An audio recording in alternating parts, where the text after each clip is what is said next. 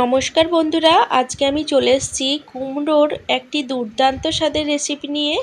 কুমড়ো এমন একটি সবজি যেটা ভাত হোক কিংবা রুটি পরোটা সব কিছুর সাথে খেতেই কিন্তু দুর্দান্ত লাগে। আজকে আমি যেভাবে কুমড়ো রেসিপি শেয়ার করেছি এইভাবে একদিন কুমড়ো বানিয়ে দেখবেন, ছোট থেকে বড় সকলেই কিন্তু ভীষণ পছন্দ করবে। তো রেসিপিটি বানিয়ে নেব, তার জন্য এখানে কুমড়োর খোসা হালকা করে ছাড়িয়ে নিয়েছি। সম্পূর্ণ খোসা কিন্তু ছাড়াইনি, সম্পূর্ণ খোসা ছাড়িয়ে নিলে কুমড়োগুলো সব গলে যায়, যার কারণে অল্প অল্প খোসা ছাড়িয়ে নিয়েছি। আর আলু কিন্তু ডুমো করে কেটে নিয়েছি।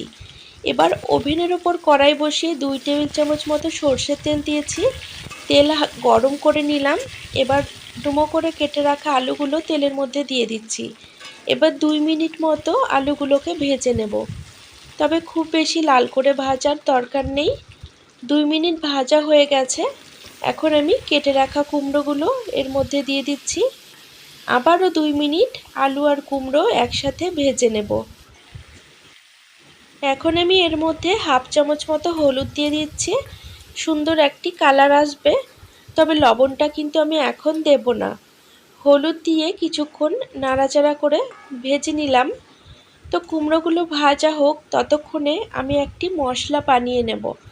তার জন্য একটি ছোট সাইজের মিক্সিং জার নিয়েছি, আর এই জারের মধ্যে বেশ খানিকটা আদা কুচি দিয়ে দিচ্ছি, আর ঝালের জন্য 3টে কাঁচা লঙ্কা দিয়ে দিলাম, আর বেশ খানিকটা ধনেপাতা দিয়ে দিচ্ছি। অল্প একটু জল দিয়ে দেব। এবার এটিকে সুন্দর পেস্ট তৈরি করে নিতে হবে। তো এখানে মশলাটা একদম রেডি হয়ে গেছে। এদিকে আলু আর কুমড়োগুলো ভেজে তুলেও নিয়েছি। এবার ওই কড়াইয়ে আরও 3 টেবিল চামচ মতো সরষের তেল দিলাম। তেল গরম করে নিয়ে এর মধ্যে হাফ চামচ গোটা জিরে আর একটি শুকনো লঙ্কা দিয়ে ভেজে নিলাম। এখন বেটে রাখা মশলাটি তেলের মধ্যে দিয়ে দিচ্ছি। এবার মিডিয়াম ফ্লেমে মশলা খুব ভালো করে কষিয়ে নিতে হবে, যাতে আদা আর ধনেপাতার কাঁচা গন্ধ চলে যায়। তো এখানে কিছুক্ষণ নাড়াচাড়া করে নেওয়ার পরে এর মধ্যে ছোট সাইজের একটি টমেটো কুচি দিয়ে দিচ্ছি। আর টমেটো যাতে তাড়াতাড়ি গলে যায় তার জন্য লবণ দিয়ে দিলাম। আর এখানে হাফ চামচ জিরে গুঁড়ো, হাফ চামচ ধনে গুঁড়ো আর হাফ চামচ কাশ্মীরি লঙ্কার গুঁড়ো, আর কালারের জন্য আরও হাফ চামচ হলুদ দিয়ে দিচ্ছি। আর মিক্সির বাটিটা ধুয়ে আরও অল্প একটু জল দিয়ে দিলাম। এখন মিডিয়াম ফ্লেমে মশলাটা ভালো করে কষিয়ে নেব। 1 মিনিট মতো মশলা কষিয়ে নেওয়ার পরে এর মধ্যে হাফ চামচ মতো চিনি দিয়ে দিচ্ছি। বন্ধুরা, আজকের রেসিপিটি ভালো লাগলে অবশ্যই একটি লাইক করে দেবেন। আর ভিডিওটি দেখতে যদি কোনো নতুন বন্ধু এসে থাকেন তাহলে অবশ্যই চ্যানেলটিকে সাবস্ক্রাইব করে পাশে থাকা বেল নোটিফিকেশনটা অন করে রাখার অনুরোধ রইল। তো এখানে মশলা কিন্তু খুব সুন্দর কষানো হয়ে গেছে।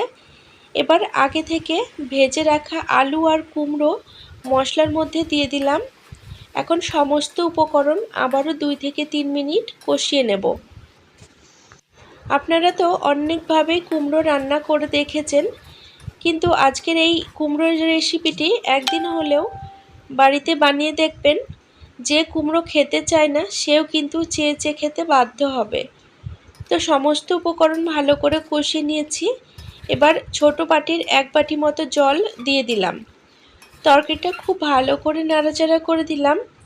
এখন ঢাকা লাগিয়ে 5 মিনিট মতো হতে দেব। তো এটি রান্না করতে কিন্তু খুব বেশি সময় লাগবে না, কারণ আগে থেকে আলু আর কুমড়ো অর্ধেকটা সেদ্ধ হয়ে গেছে। তো এটি 5 মিনিট হোক, ততক্ষণে আমি আরও একটি মশলা বানিয়ে নেব। তার জন্য একটি তড়কা প্যান ওভেনের ওপর বসিয়ে নিয়েছি। আর এখানে 2 টেবিল চামচ মতো সাদা সর্ষে, 1 টেবিল চামচ মতো গোটা জিরে আর 1 টেবিল চামচ মতো কাসুরি মেথি দিয়ে একদম লো ফ্লেমে এইগুলো ভেজে নিতে হবে। এখানে কিন্তু সর্ষেগুলো ফুটতে শুরু করেছে। এখন আমি ওভেনটা অফ করে দেব আর ঠান্ডা করে নেব। তো এখানে ঠান্ডা হয়ে গেছে। এবার একটি হামালদিস্তার সাহায্যে এগুলোকে ভালো করে গুঁড়ো করে নেব। তবে একদম মিহি করে গুঁড়ো করব না, হালকা দানা দানা থাকবে, এই রকমভাবে গুঁড়ো করে নিতে হবে। তো দেখুন হালকা দানা দানা রয়ে গেছে, এইভাবে গুঁড়ো করে নিয়েছি। আর এদিকে 5 মিনিট হয়ে গেছে, ঢাকাটা আমি তুলে নিচ্ছি। এবার দেখে নেব আলু কুমড়োগুলো সেদ্ধ হয়েছে কিনা। তো এখানে কিন্তু সমস্ত উপকরণ খুব ভালো মতো সেদ্ধ হয়ে গেছে। এবার আমি যে মশলাটা বানিয়ে রাখলাম সেই মশলার 2 টেবিল চামচ এর মধ্যে ওপর থেকে ছড়িয়ে দিচ্ছি। আমি কিন্তু তরকারিটা খুব বেশি শুকনো করব না, এই রকমই ঝোল রাখবো। আপনারা চাইলে আরও শুকনো করে নিতে পারেন কিংবা ঝোলের পরিমাণ আরও একটু বাড়িয়ে রাখতে পারেন। তো এটি কিন্তু ভাত, রুটি, পরোটা সব কিছুর সাথে খেতে দুর্দান্ত লাগে। নিরামিষ দিনের জন্য আলু কুমড়ো দিয়ে এই রেসিপিটি একদিন হলেও বাড়িতে ট্রাই করে দেখবেন আর আমাকে অবশ্যই কমেন্ট বক্সে জানাবেন কেমন হয়েছে।